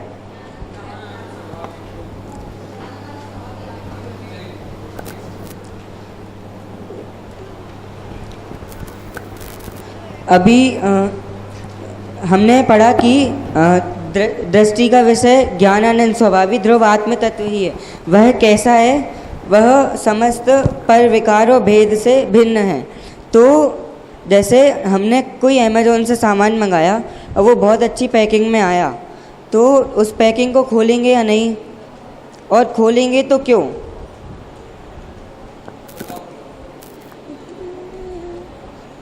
हाँ बताइए। पैकिंग को खोलेंगे क्योंकि उसके अंदर का जो चीज़ हमने मंगवाई है वो हमारा दृष्टि का विषय है। ठीक, बहुत बढ़िया। यहाँ पर हमारी दृष्टि का विषय था जो हमने उस जो चीज़ मंगाई थी वो। अब उसी प्रकार जब हमें सच्चा सुख प्राप्त करना है तो अपने स्वरूप का आश्रय लेना ही पड़ेगा। और यदि हम अपने स्वरूप का आश्रय लेंगे तो जितने भी आश्रवादी विकारी भाव अर्थात अशुभ भाव, मतलब खेलना कूदना खाना पीना, जितने भी ये जो हम अभी तक जितने भी काम करते हैं वे सारे, और देव पूजा, गुरु उपासना, स्वाध्याय, संयम आदि जितने भी आश्रम संबर आदि अविकारी भाव अर्थात शुभ भाव भी हैं, उन सभी को भी भिन्न करके हमें एकमात्र अपने आत्म तत्व जो कि त्रिकाल ध्रुव एक सा ही रहने वाला है उस पर दृष्टि करनी पड़ेगी। वही दृष्टि का विषय है। अब अभी कोई प्रश्न है? ठीक है, तो आज हमने पढ़ा कि दृष्टि का विषय क्या है, अर्थात जो सप्त तत्व का यथार्थ श्रद्धान करके आश्रवादी विकारी भाव तथा संबर आदि अविकारी भावों से पृथक जो त्रिकाली ज्ञानानंद स्वभावी आत्मा है वही दृष्टि का विषय है। इस प्रकार अभी हमने पढ़ा। अभी आप सभी अपनी बुक्स बंद कर लीजिए और प्रश्न है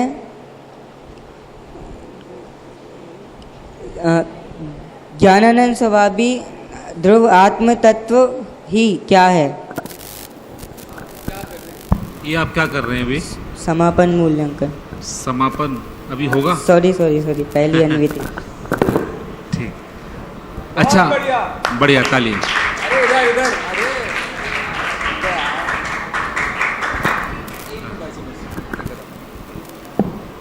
क्या बात है भाई साहब, लड़के ने बड़ी मेहनत करी है, बहुत अच्छे से पढ़ाने का प्रयास किया है।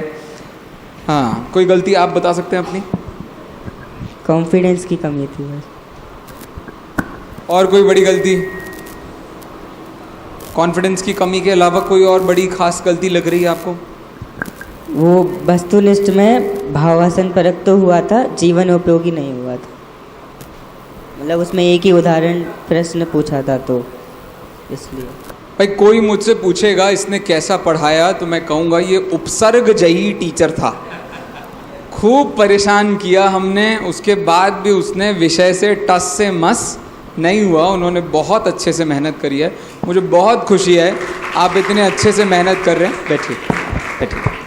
एक तात्विक चर्चा पहले करते हैं, फिर मैं आदरणीय भाई साहब से निवेदन करूंगा कि विषय को आगे बढ़ाएंगे। भेद का मैंने विषय पूछा था, बताइए भेद शब्द से क्या अर्थ लेना चाहिए और क्यों? बोलिए, माइक दीजिए भैया को। भेद से यहाँ तात्पर्य गुणभेद से है। दोनों से है, मतलब अविकारी पर्याय से भी है और गुणभेद से भी है, क्योंकि वो फिर नहीं तो कहाँ जाएगा? शुद्ध पर्याय और शुद्ध स्वभाव। तो अलग से शुद्ध का भेद तो हम मतलब ठीक है ले सकते है, वो है भेद में है ही वो। एक बात, अब आप इसको समझाएंगे कैसे बच्चों को? ये बच्चों को समझाना है कि भेद में ये दोनों आते हैं और इन दोनों से परे शुद्धात्म तत्व होता है। ये बच्चों को कैसे समझाएंगे आप? जैसे आइए।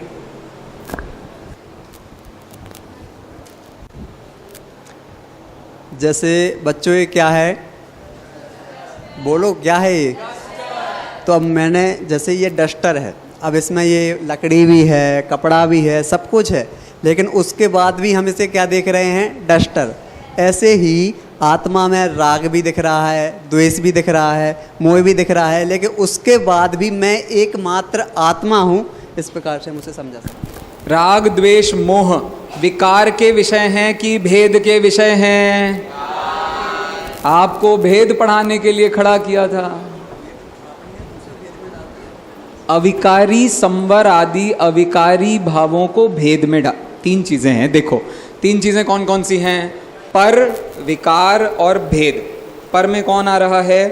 समस्त अन्य पर पदार्थ। विकार में कौन आ रहा है? आश्रवादी विकारी भाव। अब बचा क्या क्या? संवरादि भाव और गुण भेद। ये दोनों किस में हैं? तो ये भेद में है, तो भेद समझाना था। तो जैसे अब ये लकड़ी में है तो उसका काम फिर से एक बार फिर से रीस्ट भैया, द्रव्य दृष्टि का विषय टेक 2। अब नींबू तो है नहीं हाथ में, चलो फिर समझ लेना ये नींबू है, समझ लेना ये नींबू है। बच्चों ये क्या है? नींबू नींबू नींबू समझना है आप। बच्चों ये क्या है? अच्छा बताओ, इसमें कौन कौन से गुण हैं? हाथ खड़े करके बताना है। चलिए हिमांशु जी आप बताइए।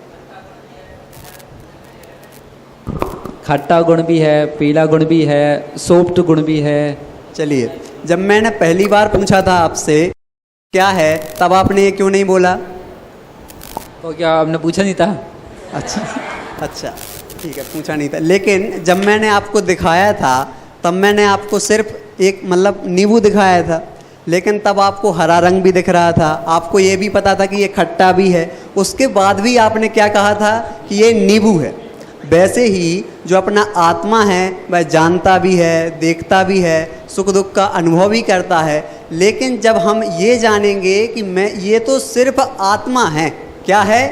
आत्मा है, तो जो आत्मा मात्र की अनुभूति है वही वास्तव में दृष्टि का विषय है। बस हमें ये समझना।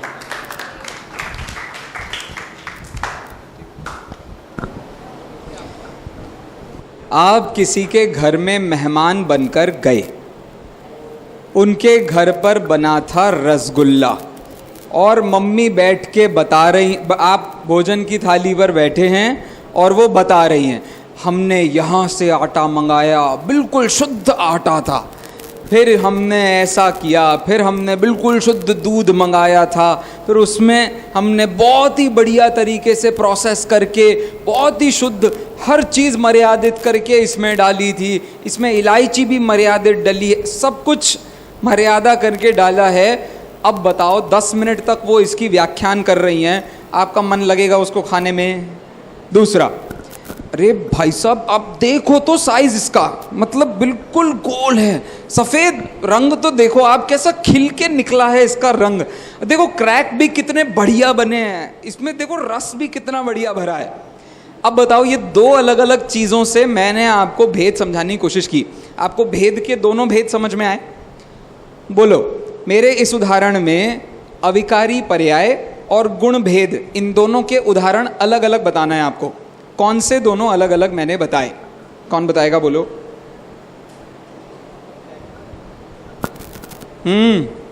क्या मुंडी? ऐसे मुंडी नहीं, अगली बार ऐसे मुंडी हिलनी चाहिए। हाँ बोलिए, अकिंचन जी से पूछते हैं। हाँ, जो आपने बताया प्रोसेस पहले वाले में, हाँ। तो वो तो विकारी मतलब, तो मोक्ष मार्ग की जो प्रोसेस है या मोक्ष अवस्था जो है वो सब क्या है? अविकारी पर्याय, वो भी भेद का ही विषय है। दूसरा, और जो आपने उसमें एक स्पेसिफिकेशन बताया वो भेद, जो उसके अंदर हमने गुण बताए, भाई उसमें ये भी क्वालिटी आ गई, सफ़ेद भी हो गया, रस भी बढ़िया हो गया, रूप भी बढ़िया हो गया, सब बढ़िया है, तो वो उसके गुणों का हमने भेद करके कथन किया है। अब 10-15 मिनट तक सपोज कोई आपके सामने ये सब महिमा गाता रहे, आप रसगुल्ला खा पाएंगे क्या? रसगुल्ले का अनुभव करने के लिए ये सब में से किसी भी विषय का चिंतन नहीं होगा, तब जाकर के रसगुल्ले का अनुभव होगा। ऐसे द्रव्य दृष्टि के विषय को पढ़ाते हुए आप भेद के विषय को भी पढ़ा सकते हैं। सॉरी भाई साहब, प्लीज कंटिन्यू। आकिंचन, हाँ आकिंचन, आपने बहुत अच्छा पढ़ाया, क्योंकि यहाँ पर आकर के पढ़ाना, खड़ा होना, यही बहुत बड़ी बात है। आधी चीज़ तो हम ऐसे ही भूल जाते हैं, है ना, जो जो सोच के आते हैं, लेकिन आपका अच्छा प्रयास था। कुछ चीज़ें हैं जो मुख्यतः आपका जीवनोपयोगी और भावासन से लेकर के है, उस पर आपको थोड़ा काम करना है। जैसे आपने स्टार्टिंग में एग्जाम्पल दिया था, एक मम्मी का उदाहरण दिया था ना, तो उसमें आपने बताया था बच्चा कोई सामान लेने भेजा और वो बच्चा लेके नहीं आया, तो बच्चा दुखी होगा कि नहीं होगा? एग्जाम्पल एकदम सटीक नहीं बैठ रहा था इधर। बच्चा दुखी नहीं होगा जहाँ मम्मी ज़्यादा दुखी होगी, है ना, तो क्योंकि वो सामान मम्मी का था। तो अपन, आपका पहले वाला एग्जाम्पल ठीक था, है ना, लेकिन ये वाला एग्जाम्पल थोड़ा सा अपन इस पर विचार करेंगे। और आप अपने लिए भी बोल रहे थे और पढ़ने वाले के लिए भी बोल रहे थे कि पाठ पढ़िए। ये हम पाठ, आप एक अंश पढ़ रहे हैं, उसका एक पैराग्राफ पढ़ रहे हैं, तो अब आप पाठ पढ़िए। आपने बोला था अनुकरण वाचन में भी, और अपने लिए भी मैं पाठ पढ़ता हूँ, है ना, इस तरह का थोड़ा सा आप ध्यान रखना है।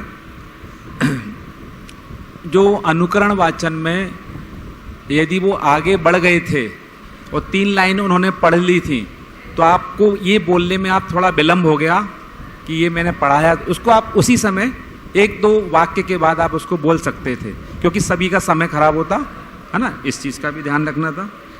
दूसरा, 7 तत्व को आप पूछ रहे थे और 7 तत्व को पूछते पूछते आप सीधा द्रव्य दृष्टि पर आ गए।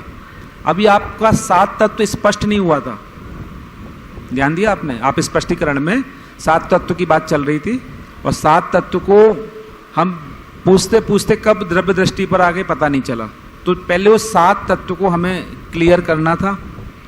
दूसरा, आपने जो भेद वाला प्रश्न पूछा, संयम भैया ने भी आपसे पूछा, तो जो हम क्लास में स्पष्ट कर रहे हैं, जो स्पष्ट हो गया है, ऐसे प्रश्नों को लिखाइए। आपने पूछा ना भेद से क्या समझते हैं, अब ये ना आपने समझाया था और बुक में तो लिखा हुआ है, अब ये आप प्रश्न लिखा रहे हैं लेकिन आपने समझाया नहीं है इधर, तो क्या बच्चे इस प्रश्न का आंसर आप लिखा भी देंगे? आपने लिखाया नहीं था लेकिन समझाया भी नहीं था आपने, आप समझाते उस विषय को आप लिखाते कि भेद से आप क्या समझते हैं। बाकी और दृष्टि का विषय के जो आप उदाहरण दे रहे थे, ये उदाहरण भी आपके एकदम सटीक नहीं थे। थोड़ा सा मैंने आपको आज क्लास में बताया था, जो अपनी क्लास में, कि आप जो भी पढ़ाने आ रहे हैं, जैसे आपने घर में सोच तो लिया होगा कल जब भी पढ़ाया जाएगा मैं आऊँगा, तो आप उस संबंध में अपने कुछ उदाहरण लिख लीजिए, कुछ अपनी तैयारी कर लीजिए। क्या उदाहरण मैं इसके लिए दूंगा जीवनोपयोगी, क्या दूंगा भाववासन। ऐसा तो नहीं कि आपको यहाँ जबरदस्ती बुलाया था कि आप आइए, ऐसा था क्या? आपने हाथ खड़ा किया था ना? नहीं किया था क्या? चलो ठीक किया था शायद, है ना? तो जो भी मतलब ये हम यदि पढ़ाने यहाँ आ रहे हैं तो इस पर थोड़ा सा एक विचार कर लीजिए कि क्या उदाहरण सही बैठेगा। और जीवनोपयोगी और भाववासन, इसमें थोड़ा सा और विचार करने की हमको ज़रूरत है। बाकी आपने बहुत अच्छा पढ़ाया और बाकी और कोई ऐसी खास बात नहीं थी कि आपने कोई पॉइंट छोड़ा हो मेरे हिसाब से। बहुत बहुत बोलो भाई, कितने नंबर दिए? कितने नंबर दिए उनको? कहाँ है शीट आपकी? क्या मार्किंग की आपने शीट में? मैं सबके पास आ रहा हूँ शीट देखने के लिए।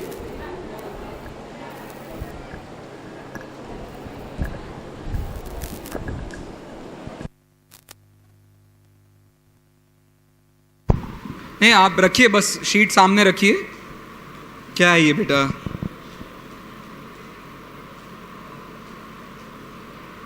अरे बाप रे, कहाँ है शीट? तो वो तो ऑफिस से लेनी है ना शीट। एक तो गलती ऊपर से सीना जोरी भाई। हाँ, क्या लिखे हैं आपने बताइए? ठीक है, इसका टोटल कीजिए। रोल नंबर क्या है इनका? ठीक है, पूछा ही नहीं किसी ने भी।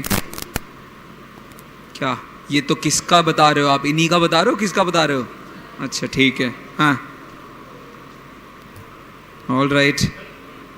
अरे मर गए रे, जौका हो रहा है अम्मा जी, इत है जौका हो रहा है। ऑल राइट, हाँ जी दिखाओ भाई। रोल नंबर क्या है आपका? सब ऊपर हेडिंग में रोल नंबर 839 डाल दीजिए प्लीज। और अगली बार से यदि हम भूल जाएं तो आपको पूछना है भैया रोल नंबर क्या लिखना है। वहां समझते नहीं हो बिल्कुल भी, अकिंचन तक नाम नहीं लिखा तुमने। ठीक है, ठीक है, टोटल कीजिए, सब टोटल कीजिए भैया। 50 में से नंबर देने हैं इन्हें आप। 1 मिनट शांति। 50 में से नंबर देने हैं, समापन और गृह कार्य के पूरे नंबर दीजिए। हाँ जी ठीक है, आप डाल दीजिए, अभी देखता हूँ, मैं पूछ रहा हूँ नंबर्स। क्या प्लस कर रहे हैं? ठीक है, इधर बोलो भाई, कॉर्डलेस देना।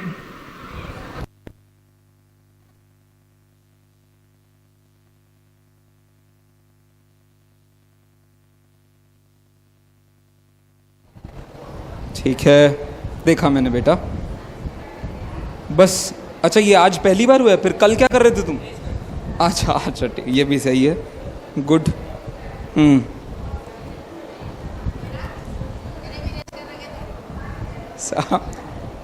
All right all right.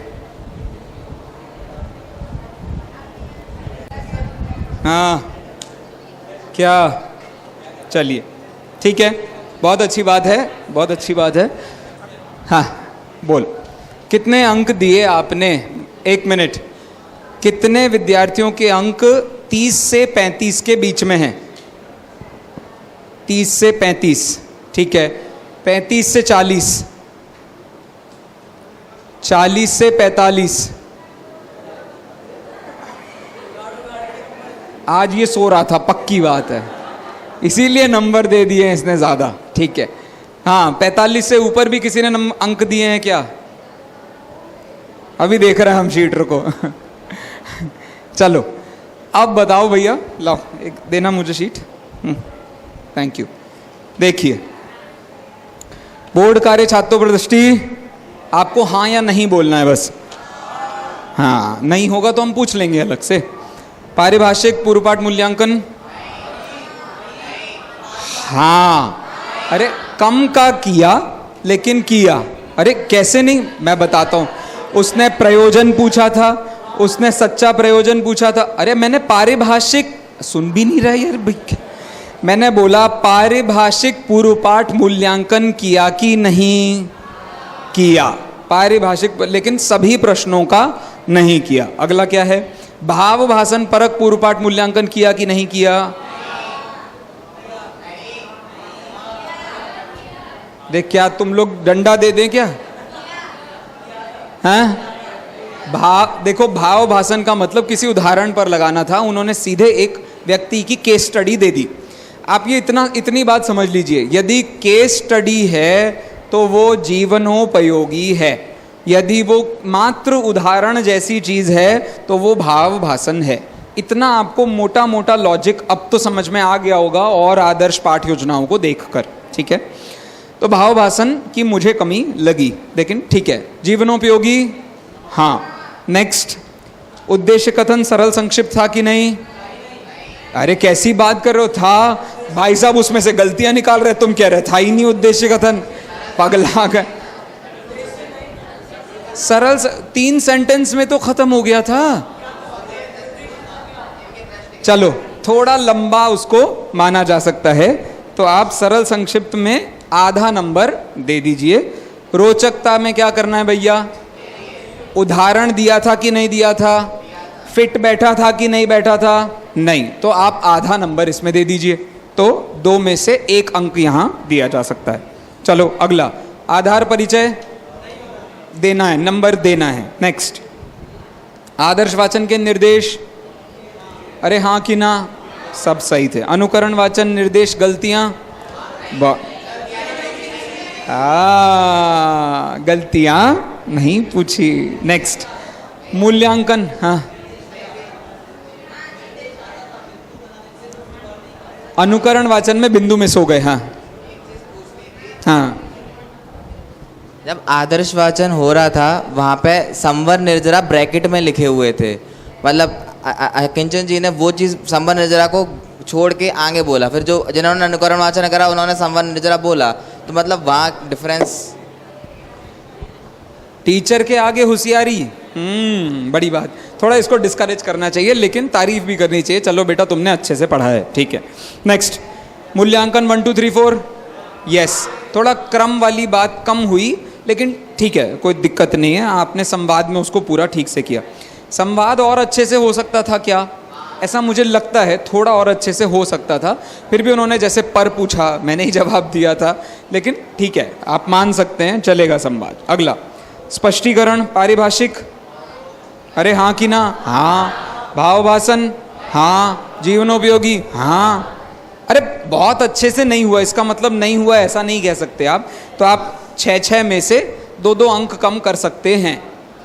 भाव भाषण और जीवनोपयोगी में 2 अंक कम कर सकते हैं। दूसरा ऐसा भी है, सभी परिभाषाओं पर नहीं भी हुआ, सभी विषयों में होना था, वो सब पे नहीं हुआ, इसलिए आप 2 अंक कम कर सकते हैं। अगला क्या है? पारिभाषिक बोधगम्य। अरे बोधगम्य हो गए ना, हुए। वस्तुनिष्ठ में परिभाषा बोली, हाँ, और बाकी के सोपान भी ठीक लगाए। भाव भाषण था क्या? नहीं था। जीवनोपयोगी था क्या? हाँ था। अगला सारांश कथन, हाँ। समापन भी करने चले गए थे तो उसका भी आप -½ मार्क्स कर सकते हैं। अब भले ही भाई साहब ने रोका है तो आप -1 भी कर सकते हैं, चलेगा, लेकिन ठीक है, वो बाकी सारी बातें ठीक। अब टोटल करके बताओ कितना हुआ? सॉरी, कितना हुआ भैया टोटल? 37 to 39। तो कितने विद्यार्थियों का 35 से 40 के बीच में था? इन सब विद्यार्थियों के लिए एक बार जोरदार तालियां बजाइए। अगली बार से ये सारे विद्यार्थियों में से एक विद्यार्थी कल पढ़ाने आएगा। बोलिए महावीर भगवान की। कल का विषय क्या है? कल का विषय क्या है?